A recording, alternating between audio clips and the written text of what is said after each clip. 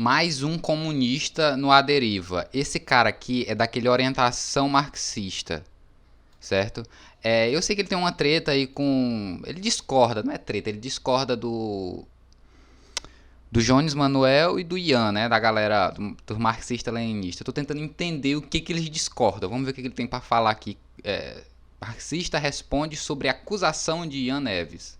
O socialista mandou aqui, o Ian do História Pública disse que Trotsky não gostava do Lenin. Eu vi que você... Puta, aqui ele escreveu estranho. Eu vi que você vídeo.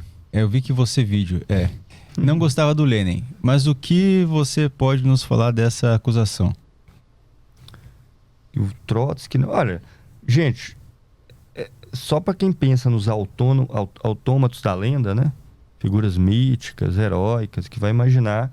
Lenin e Trotsky tiveram inúmeras polêmicas e divergências ao longo da vida. E normal que tenham tido. Sim. Né? Normalíssimo que tenham tido. Divergiram várias vezes sobre vários aspectos. Teve aspectos que o Trotsky pensava de uma forma e diante da experiência da Revolução Russa passou a pensar diferente. Teve aspectos que o Lenin pensava de uma forma e diante da experiência da Revolução Russa passou a pensar de outra forma.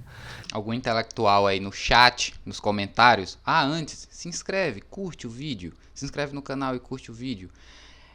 Bom, eu tô tentando ainda entender qual é a treta deles, né? Porque aparentemente ele é trotskista e os caras são marxista-leninista. Mas no fim, cara, eu acho um avanço. Mais um marxista está no A Deriva. Pra mim isso já é um ponto positivo que se sobrepõe a qualquer outro tipo de picuinha ou qualquer coisa política. Então a Revolução Russa aproximou os dois. Eles atuavam em duas organizações diferentes. O principal erro do Trotsky na visão do Lenin é exatamente uma coisa boa para ser falada para boa parte dessas organizações ditas marxistas-leninistas. Ditas marxista-leninista, eu gosto disso. Ele tá solte. Mas que são stalinistas, não são nem marxistas nem leninistas, diante do que foi a vida e do que foi o que esses caras pensavam. A principal diferença que Lenin tinha com Trotsky, e que Trotsky depois considerou que era o seu maior erro durante a sua juventude, é que Trotsky achava que as organizações que lutavam só por reformas, por melhoras paulatinas no capitalismo, porque acreditavam que isso era possível, e na visão do marxista não é. Mas diante do fato da revolução, quando a revolução acontecesse, todos iam se juntar à revolução. Então, por causa disso, Trotsky virava para o Lenin, que separou o partido bolchevique da social-democracia russa, que passou a ter depois bolcheviques e mencheviques, virou duas organizações. O Trotsky era contra essa divisão. Ele lutava para que elas estivessem juntas. Ele falava, mas os mencheviques estão defendendo isso, eles acham que tem um momento de desenvolvimento do capitalismo na Rússia, um momento liberal, tal. O Trotsky falava, não tem problema, quando tiver revolução eles vão estar junto com nós. O que aconteceu? Quando teve a revolução, eles eram caras que mais estavam contra a revolução, porque eles estavam no governo. Eles já tinham se institucionalizado, eles tinham algo a perder. E esse o Trotsky considera o principal erro que fez ele entrar no partido bolchevique e tudo mais. Diante de questões fundamentais, no que diz respeito ao que nós debatemos aqui, classe trabalhadora como sujeito, impossibilidade de administrar o capitalismo, esses aspectos, o internacionalismo da revolução, a impossibilidade, sempre tiveram do mesmo lado. E divergiram em várias outras questões. O básico que é a tomada dos meios de produção pela classe trabalhadora, os dois concordavam. Pra mim, isso é o que importa. Então é isso. Cara, parem de brigar, mano, no Twitter. Eu sei que o Twitter é a menor rede social de todas, mas quando você tá lá, parece que o mundo todo existe naquela rede social, quando não é verdade. Mas, cara, se você vai lá todo dia, tem marxista brigando, velho. Todo dia tem marxista, progressista, marxista-leninista, trotskista, discutindo. Nossa. Sim, você vai achar muitas páginas de polêmicas entre os dois e que são interessantíssimas. Não tem nada melhor para a gente aprender, inclusive num contexto que a gente não viveu, do que ver polêmicas e diferenças entre dois autores. Mas ambos eram marxistas, com diferenças como deve ser em qualquer concepção, qualquer organização. Tá aí. E aqui tem outro corte dele falando: marxista discorda de Elias Jabbour sobre a China. E a China, hoje ela é usada como um exemplo de um Nunca país... vi, né? Não tô dizendo que não tem. Cuidado com as palavras. um marxista-leninista ou um marxista mesmo. De qualquer outra denominação, discordando assim do Elias, mas vamos lá. Comunista, existe um grande... Quer mais uma? Quero mais um, por favor. Existe um grande debate, né? Se a China é capitalista ou é comunista, se é socialista, se está no meio do caminho. Como é que tu analisa a China? Esse debate ele só existe mesmo porque tem pessoas que...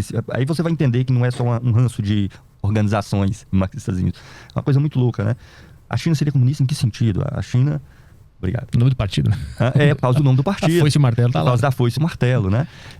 Então a China é um país onde impera a propriedade privada, empresas, propriedade privada dos meios de produção, daquilo que não é na propriedade da minha camisa, dos meios necessários para produzir. Inclusive as empresas estatais atuam como empresas capitalistas, com ações em bolsas de valores, que atuam no mercado como outra empresa qualquer, inclusive com divisão de propriedade com capitalistas estrangeiros. A China, o que você quer saber, minha opinião, é o capitalismo hardcore. Você quer saber o que é o capitalismo hardcore? Porque às vezes alguns países, pela sua tradição histórica, elas oferecem certas resistências ao avanço de certas características. Entende?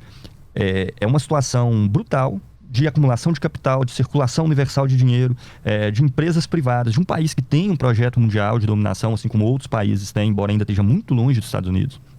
Muito longe. Capitalista como outro qualquer. Eu tenho até dificuldade de responder essa pergunta, porque eu não sei por que cargas d'água a China seria um país comunista. Não, mas um país comunista... Alguém disse isso, que seja da esquerda, né? Acho que ele tá trocando os termos aí. Se você não for um direitista translocado, você vai dizer que a China é comunista. Mas acho que não é isso que o Elias Jabbour diz. É tão tal que ele tem o socialismo do século XXI. China, o socialismo do século XXI. Se dominam o Partido Comunista, o presidente é comunista, tem as foices e o martelo, isso é só fachada? Por que você acha que eles fazem isso? Veio de um partido comunista, de fato, com as suas características específicas, que seria um longo debate, mas que se... ao estar à frente de um Estado e depois ao ter assumido, inclusive, essas rédeas, inclusive o processo de restauração, se mudou por completo, mas o nome é uma tradição, tá ali. Mas se mudou por necessidade, por dinheiro, tem alguém ganhando com isso? História que eu disse antes, né? Não existe socialismo que se consolide no interior de um só país. A burocracia, com o passar do tempo, ela não tem mais, ela se vê em dificuldades em manter os seus próprios privilégios sobre uma propriedade coletiva. Porque você tem um país atrasado, isolado do resto do mundo e que tem relações monetárias com o resto do mundo. E ela passa a ser tensionada por isso. Ela, opa, pera aqui, o quanto que dá para mim acumular frente a isso? Eu posso entrar nesse jogo também? Mas vem cá, se a China não produzisse tanto para os países, né? O Brasil precisa da China, os Estados Unidos precisam da China, o mundo precisa da China. Vocês acham que ele teria esse poder todo de barganha para fazer ser ouvido por outros países? Porque, tipo assim, Cuba, Vietnã, Laos, Coreia do Norte, não tem praticamente nenhuma importância no debate geopolítico internacional, tá ligado? No mercado, no comércio internacional, melhor dizendo. E eu acho que, se é isso que faz para um país conseguir oferecer o básico para sua população, conseguir ter poder de barganha, ter soberania nacional, se esse é necessário, vamos lá. Em posição de poder entrar nesse jogo, né? Eles detêm... Vamos produzir, tá ligado? E esse negócio tipo assim, virou capitalismo porque tá fazendo comércio com outros países. Essa aí não me pega não, tá? Em cima daquela propriedade coletiva. Então isso é restaurado. Os burocratas, regra geral, os antigos burocratas, são os maiores capitalistas nesses países. Muito mais na União Soviética, porque lá foi abrupto. Então lá os caras se apossavam mesmo.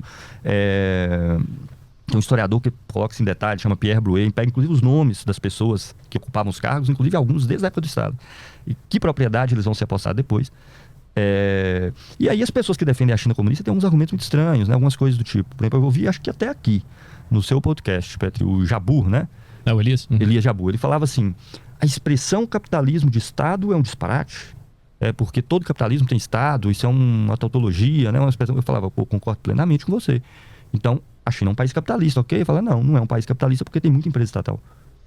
Mas você concorda comigo que mesmo que essas bolsas... Tipo assim, existe propriedade privada, existe empresa privada na China, existe empresa estatal também. Mas, pelo que o Elias Jabbour fala, né, principalmente nesse episódio que ele está citando aí, é que tem uma forte intervenção do Estado nessas empresas. Lá não tem um velho da Havan se metendo com política, financiando campanha, fechado com a Prevent Senior lá, com o negócio da mãe dele, aquele negócio super sombrio. Eu não tenho um Valdemiro Santiago, eu não tenho o Bispo Edir Macedo, não tem um dono de rede de televisão e de rádio que consegue angariar votos pro seu fascista de estimação. Esse tipo de coisa não tem. Aí, né? Mas se você está admitindo que todo capitalismo tem Estado, que o capitalismo necessita do Estado, por que tem empresa estatal? É ser comunista. Né? E ela tem muita empresa estatal porque ela herdou isso, aquele processo. Mas o que acontece na China é um processo de maior apropriação privada das empresas estatais. E do Estado apenas com uma fração do capital que está lá dentro. E o próprio dinheiro do Estado atua como capital. Né? Ela utilizou isso como estratégia para ganhar tecnologia. Né? Setor automobilístico, eles fizeram isso. Então, eles pegavam uma empresa estatal, faziam uma joint venture, como eles chamam, uma parceria público-privada com uma empresa, com a Volks, com a Toyota, com a GM. Eles cediam a tecnologia e a China entrava com capital. Entendeu? E eles, em troca, pegavam toda aquela expertise tecnológica para hoje produzir 5G, celular de alta tecnologia, carro, antena, o caralho a quatro. E com isso eles se apropriaram de tecnologias em várias áreas. Mas é um país capitalista como outro qualquer e com condições... Não, aí eu vou ter que discordar dele, pô. Capitalista como um outro qualquer, quer comparar o sistema da China com o sistema do Brasil, dos Estados Unidos, do Canadá, da França. Para a classe trabalhadora interna ainda mais nefasta. Lá eles têm um mecanismo de controle. Isso que eu falei no Brasil, dois em cada 3 trabalhadores do Brasil estão sem emprego ou na informalidade. Lá eles controlam isso na ponta do lápis. Lá você tem espécie de um passaporte interno para o campo e para a cidade. Então, quando está tendo excesso de trabalhadores na indústria e está gerando desemprego, eles pegam o trabalhador da cidade e mandam de volta para o campo. Quando precisa de mais trabalhador na cidade, eles pegam do campo e autorizam entrar direto na cidade. Eu não sei. Espécie de um passaporte interno. Assim. Você não pode sair da zona rural onde você mora se não for com autorização do governo. Sim. E com... Caralho, isso nunca aconteceu com o Felipe Durante e o... Ai, mano. O Guhan. O Guhan, que dá aula de mandarim, ele mora na China, velho. E o cara anda pra todo canto. Ele não tem essa porra de não poder sair da cidade grande, não. Nunca vi isso. Essa é novidade pra mim. Com isso, eles controlam a mão de obra. Porque muito exército industrial de reserva pode gerar rebelião, insatisfação. E é uma situação tão louca que os trabalhadores moram nas empresas. Que o salário pode ser mais barato. Então, durante a pandemia agora, que eles colocaram política de restrição, mostrou isso. Você tem galpões nas empresas que acomodam, tipo assim, 10 mil trabalhadores, 15 mil trabalhadores. Galpões, assim, gigantescos, com aquelas bicamas de 2, 3 andares. Aí quem vai poder dizer pra vocês é o Felipe Durante. Tomara que o Felipe Durante, ele reage a esse vídeo. Enfileirado, uma após o outro. Então a China é uma grande empresa, gigantesca. Exatamente. Inclusive, eles têm ganhado algumas vantagens competitivas por ser um capitalismo hardcore, bárbaro, brutal, com exploração brutal. Isso tem dado a eles algumas vantagens competitivas, porque no capitalismo, quem arranca mais o couro, se dá melhor. Sim. Entende? Porque a concorrência impõe isso. Né? O capitalista pode ser um carinha bem intencionado, vamos supor assim, mas ele não vai poder ser. Velho, eu não concordo, não. Que é só mais um país capitalista. A China, mais um país capitalista. Mas enfim, né? Felipe Durante, reage a esse vídeo, tá? Mas eu digo aqui que não, a China não é mais um país comunista como qualquer outro. Tem coisa errada nisso daí, nessa fala dele.